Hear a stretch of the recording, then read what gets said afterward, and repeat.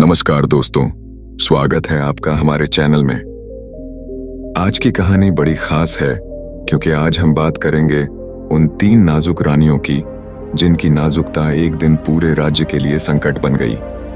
वे रानियां इतनी नाजुक और कमजोर थीं कि जरा सी हवा भी लगती तो उन्हें चोट लग जाती, जरा सा तेज आवाज सुनाई देता तो उनके कान दुखने लगते, यानी हल्की सी सर्दी गर्मी भी उन्हें बीमार कर देती थी। इस वजह से राजा भी चिंतित रहने लगे और आखिरकार यह समस्या बहुत बड़ी बन गई। तो चलिए कहानी की शुरुआत करते हैं। राज्य आनंदपुर, जो कि प्राचीन समय में एक समृद्ध और शांतिपूर्ण भूमि के रूप में प्रसिद्ध था, अपने सुनहरे दिनों के लिए जाना जाता था। यहाँ के लोग मेहनती, विनम्र और साहसी थे। राज्य के राजा श्री वीरेंद्र एक साहसी और न्यायप्रिय शासक थे जिन्होंने सदैव अपने प्रजा के हित में निर्णय लिए। राज्य में शांति, समृद्धि और कला का अद्वितीय संगम था। परंतु हर सुनहरे साम्राज्य में कभी न कभी चुनौतियां आती हैं। राजा वीरेंद्र की 3 रानियां थीं, रानी अरुणा, रानी दिव्या और रानी श्यामला। इन तीनों रानियों का सौंदर्य और कोमलता चर्चाओं में हमेशा शीर्ष पर रहा करती थी, परंतु इनकी नाजुकता इतनी अधिक थी कि कभी-कभी एक छोटी सी बात भी उनके स्वास्थ्य पर गंभीर प्रभाव डाल जाती थी। इनकी नाजुकता के कारण राज्य में कई बार संकट की लहर दौड़ जाती थी, क्योंकि राजा वीरेंद्र को अपनी रानियों की सुरक्षा और स्वास्थ्य की अत्यधिक चिंता रहती थी। एक दिन जब राज्य आनंदपुर में एक बड़ी घटना घटित हुई, तब राजा वीरेंद्र की चिंता अपनी चरम सीमा पर पहुंच गई। एक मध्यमाह्न में महल के बाग में रानी अरुणा टहलने निकली थीं। बाग की सुंदरता और मधुर हवाओं में उनकी आत्मा को सुकून मिलता था, परंतु एक अचानक गिरा हुआ पत्थर उनके ऊपर आ गया। हालांकि चोट ज्यादा गंभीर नहीं थी, परंतु रानी अरुणा तुरंत बेहोश हो गईं। इसी बीच रानी दिव्या एक शाम को महल के मुख्य हॉल में बैठी थीं, जब अचानक तेज चांदनी की रोशनी उनके चेहरे पर पड़ते ही उनकी आंखें बंद हो गईं। और रानी श्यामला, जो कि मधुर संगीत की प्रेमिका थीं, एक दिन महल के सामने आयोजित उत्सव में उपस्थित थीं। तभी एक तेज ध्वनि की वजह से उनके कान में झनझनाहट हो गई और वह भी अस्थायी रूप से बेहोश हो गईं। राजा वीरेंद्र, जिन्हें अपने राज्य की शांति और समृद्धि की चिंता थी, इन घटनाओं से अत्यंत परेशान हो उठे। उन्होंने तत्काल अपने मंत्रियों और चिकित्सकों को बुलाया और इस गंभीर समस्या पर विचार विमर्श शुरू किया। मंत्री जगदीश ने कहा, महाराज, हमारी रानियां तो अत्यंत नाजुक हैं। अगर इस तरह की घटनाएं बार बार होती रहीं तो हमारे राज्य के प्रशासन और सामाजिक व्यवस्था पर भी विपरीत प्रभाव पड़ेगा। चिकित्सक माधव ने भी सुझाव दिया, राजा जी, रानियों की कोमलता तो उनकी खूबसूरती का प्रतीक है, परंतु अगर यह अत्यधिक हो गई तो उन्हें सुरक्षा और सुदृढ़ता की आवश्यकता है। राजा वीरेंद्र ने मंत्रियों से कई बार बातचीत की, परंतु किसी भी समाधान की ठोस रूपरेखा नहीं बन सकी। उनकी चिंता दिन प्रतिदिन बढ़ती जा रही थी। उन्होंने सोचा कि यदि रानियां इतनी नाजुक बनी रहेंगी तो राज्य के महत्वपूर्ण कर्तव्यों का निर्वहन कैसे होगा।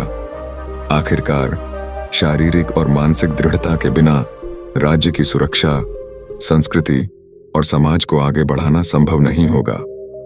जब राज्य आनंदपुर में रानियों की नाजुकता और राजा की चिंता का आलम था, तभी एक दिन महात्मा विनोद, एक अत्यंत पूजनीय संत, राज्य में प्रविष्ट हुए। महात्मा विनोद को दूर दराज के इलाकों से आशीर्वाद देने और लोगों को सच्चे ज्ञान का संदेश देने के लिए जाना जाता था। उनकी उपस्थिति से हमेशा ही वातावरण में एक अलग ही आध्यात्मिक चमक आ जाती थी। महात्मा विनोद महल में आमंत्रित किए गए। राजा वीरेंद्र ने उन्हें रानियों की समस्या के बारे में विस्तार से बताया, परंतु महात्मा विनोद ने, जिस स्वभाव में वह सदैव सच्चाई और कठोर न्याय के पक्षधर थे, अत्यंत कठोर स्वर में कहा, राजा महोदय, यह तो अत्यंत दुखद बात है कि आपकी रानियां, जिन्हें आपने अपने राज्य के लिए सबसे बड़ी धरोहर माना है, वह अपनी जिम्मेदारियों से अवगत नहीं है।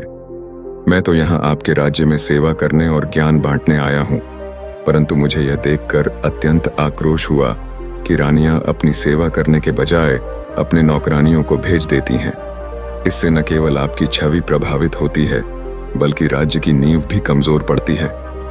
महात्मा विनोद ने अपनी नाराजगी व्यक्त करते हुए कहा, यदि आपकी रानियां इसी प्रकार अपनी नाजुकता और आलस्य के कारण अपनी जिम्मेदारियां निभाने में असमर्थ रहीं, तो यह न केवल आपके राज्य के लिए संकट का कारण बनेगा, बल्कि उन्हें स्वयं के जीवन में भी मुसीबतों का सामना करना पड़ेगा। महात्मा विनोद की यह बात सुनते ही महल के सभी लोग चुप हो गए। संत ने गुस्से में आकर रानियों पर श्राप भी दे दिया, एक दिन यह नाजुकता तुम्हारे लिए मुसीबत बन जाएगी। तुम्हें समझना होगा कि यह जीवन केवल नाजुकता में ही नहीं बीता करता, बल्कि इसमें साहस और दृढ़ता की भी आवश्यकता है। महात्मा विनोद के आगमन के बाद राज्य में हलचल मच गई। रानियां, जो अब तक अपनी नाजुकता पर अभिमान करती आ रही थीं, उन्हें अब अपनी कमजोरियों का एहसास होने लगा। राजा वीरेंद्र की चिंता और भी बढ़ गई, क्योंकि उनके राज्य की आंतरिक मजबूती में भी कमी आ रही थी। इसी बीच पड़ोसी राज्य शौर्य भूमि के शासक ने राज्य आनंदपुर की कमजोरियों का लाभ उठाने की ठानी। शौर्य भूमि के शासक महाराजा बलवीर ने राज्य आनंदपुर पर आक्रमण करने की योजना बनाई।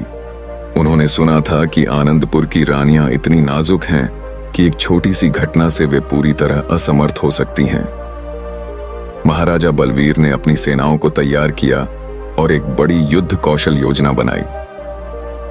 राजा वीरेंद्र ने अपने राज्य की सुरक्षा के लिए तुरंत सैन्य तैयारियां शुरू कर दी, परंतु उनकी चिंता तब और बढ़ गई जब युद्ध के समीप आने के संकेत मिले।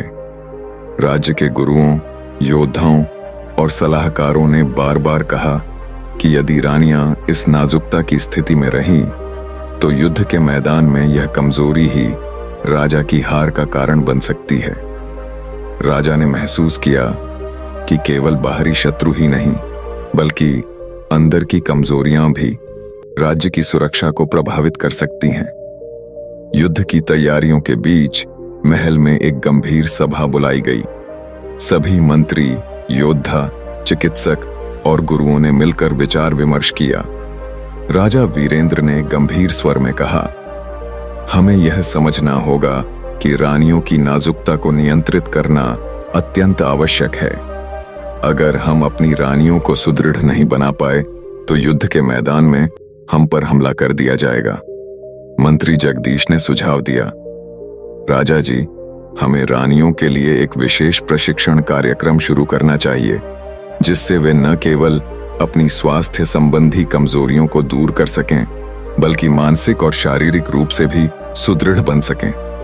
चिकित्सक माधव ने भी कहा, हमें उनके आहार, व्यायाम और मनोवैज्ञानिक उपचार पर ध्यान देना होगा, ताकि वे जल्दी ही अपनी नाजुकता से बाहर आ सकें। लेकिन रानियों ने इस सुझाव का स्वागत करने में हिचकिचाहट दिखाई। वे अपनी नाजुकता को अपनी खूबसूरती और कोमलता का प्रतीक मानती थीं।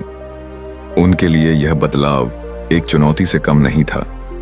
फिर भी राजा वीरेंद्र ने उन्हें समझाया कि राज्य की सुरक्षा और उनका स्वयं का हित दोनों के लिए यह अनिवार्य है। राजा वीरेंद्र ने रानियों को एक गोपनीय कक्ष में बुलाया और उनसे सीधे तौर पर कहा, मेरी प्रिय रानियां, मैं जानता हूं कि आपकी कोमलता ही आपकी खूबसूरती का स्रोत है, परंतु यह भी सत्य है कि इस अत्यधिक नाजुकता ने हमें संकट में डाल दिया है। आज से हम एक नया अध्याय प्रारंभ करेंगे, जिसमें आपको अपनी कमजोरियों से लड़ना होगा और अपने अंदर छिपी शक्ति को जागृत करना होगा। रानी अरुणा, जो सबसे पहले प्रतिक्रिया में आ गईं, ने धीरे से कहा, महाराज, मैं समझती हूं कि हमें अपने आप में सुधार करना होगा, परंतु यह परिवर्तन हमारे लिए कितना कठिन होगा। रानी दिव्या ने भी अपनी आंखों में संकोच के साथ कहा, हमें अपने स्वभाव में परिवर्तन लाने का प्रयास करना होगा, जिससे हम अपने राज्य की रक्षा कर सकें। रानी श्यामला, जो हमेशा से संगीत की मधुरता में डूबी रहती थीं, ने कहा, हमारे पास जो भी है उसे समर्पित कर हमें सीखना होगा कि कैसे अपने अंदर के डर और कमजोरियों को दूर किया जाए। इस प्रकार तीनों रानियों ने राजा वीरेंद्र के निर्देशानुसार अपने जीवन में एक गहन परिवर्तन की शुरुआत की। महल के प्रमुख प्रशिक्षकों, योग गुरुओं और चिकित्सकों ने मिलकर एक विशेष प्रशिक्षण योजना बनाई। इस योजना में शारीरिक व्यायाम, ध्यान, योग और मनोवैज्ञानिक सलाह शामिल थी। हर दिन सुबह उठकर रानियां ध्यान और योगाभ्यास करती थीं, जिससे उनके मन में स्थिरता आती और शरीर में ऊर्जा का संचार होता। चिकित्सक माधव ने उनके लिए विशेष आहार और औषधियां निर्धारित की, जिससे उनकी सेहत में सुधार हुआ। धीरे धीरे रानियों ने महसूस किया कि उनकी मानसिकता में भी सकारात्मक परिवर्तन आ रहा है। रानी अरुणा ने अपने आप से संकल्प लिया कि वह अब अपनी कमजोरियों को अपनी ताकत में परिवर्तित करेंगी। उन्होंने कठोर व्यायाम, आत्मसंवाद और ध्यान में स्वयं को लगाना शुरू किया। रानी दिव्या ने संगीत की मधुरता के साथ साथ अपने भीतर छिपी ऊर्जा को खोजने का प्रयास किया। वहीं रानी श्यामला ने अपने आभूषणों और सौंदर्य में छिपी कोमलता से हटकर स्वयं की आंतरिक शक्ति को पहचानना शुरू किया। समय के साथ रानियों में एक परिवर्तन देखने को मिला। उनकी आंखों में अब एक दृढ़ता चमक रही थी, उनके चेहरे पर आत्मविश्वास की झलक थी और सबसे महत्वपूर्ण बात, वे अब अपनी कमजोरियों को अपनी ताकत में परिवर्तित कर रही थीं। यह परिवर्तन राज्य के लोगों के लिए भी एक प्रेरणा बन गया। परिवर्तन की इस प्रक्रिया में महात्मा विनोद की बात भी एक गहरा सबक बन गई थी। उनके द्वारा रानियों पर दिया गया श्राप अब एक चेतावनी के रूप में याद किया जाने लगा। महात्मा विनोद ने कहा था, एक दिन यह नाजुकता तुम्हारे लिए मुसीबत बन जाएगी। यह श्राप धीरे धीरे वास्तविकता में परिवर्तित होने लगा। एक दिन प्रशिक्षण के दौरान एक वृद्ध प्रशिक्षक ने कहा, रानी श्यामला, तुम्हारी कोमलता तुम्हारे सौंदर्य का प्रतीक है, परंतु सच्ची शक्ति तब आती है जब तुम अपनी कमजोरियों का सामना कर सको। इन शब्दों ने रानी श्यामला के मन में गहरी छाप छोड़ी। उन्होंने अपने अंदर की शक्ति को जागृत करने के लिए कठोर परिश्रम शुरू कर दिया। दिन प्रतिदिन उनके व्यायाम और ध्यान में सुधार हुआ और उनके चेहरे पर अब एक नई चमक देखी जा सकी।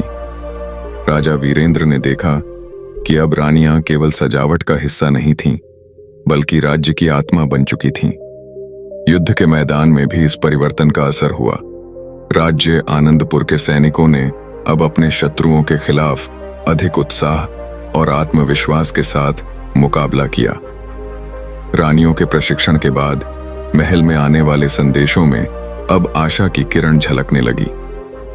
एक दिन युद्ध के दौरान राजा वीरेंद्र ने अपने सेनापतियों से कहा, देखो, हमारी रानियां अब अपने आप में कितना परिवर्तन ला चुकी हैं। उनके साहस और दृढ़ता ने हमें नई ऊर्जा दी है। हमें अब शौर्य भूमि के शत्रुओं का सामना पूरी ताकत से करना होगा। सैनिकों ने भी रानी अरुणा, रानी दिव्या और रानी श्यामला के इस परिवर्तन को देखकर अपनी लड़ाई में दोबारा जोश भर लिया। महाराजा बलवीर, जिन्होंने पहले आनंदपुर की कमजोरियों पर ध्यान दिया था, अब इस परिवर्तन से हैरान हो गए। उनकी सेना ने पहले जितनी तेजी से हमला किया था, अब राज्य आनंदपुर के सैनिकों की दृढ़ता और सहनशीलता ने उन्हें रोकना शुरू कर दिया। युद्ध के नए मोड़ ने यह सिद्ध कर दिया कि केवल बाहरी ताकत ही महत्वपूर्ण नहीं है, बल्कि अंदरूनी परिवर्तन और आत्मसंवाद भी युद्ध में विजय का मुख्य आधार बन सकते हैं। जैसे जैसे युद्ध तेज होता गया, राज्य आनंदपुर के सैनिकों ने महल से निकलकर शौर्य भूमि की सेनाओं के खिलाफ मजबूत प्रतिरोध शुरू कर दिया।